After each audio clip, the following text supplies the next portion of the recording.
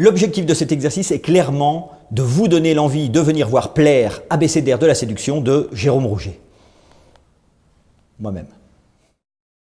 Bon, déjà, c'est une très mauvaise entrée en matière, car pour séduire quelqu'un, probablement, il ne faut pas lui dévoiler tout de suite clairement nos intentions. Parfois même, une forme de dédain peut susciter l'attrait, l'attirance de l'autre. Exemple.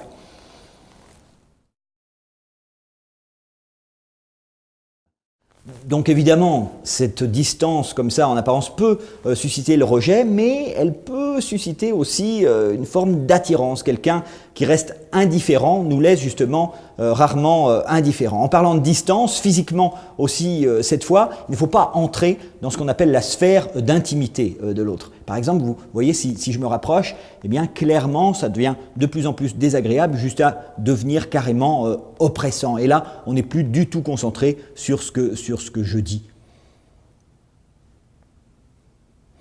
À l'inverse, évidemment, une distance trop forte, le contraire est valable. Si je m'éloigne, eh bien, je perds toute forme d'intimité. Et même si mon discours peut avoir un certain intérêt, évidemment, c'est beaucoup plus difficile de le percevoir à cette distance. Et puis alors là, si je disparais, bon, ben, c'est complètement foutu.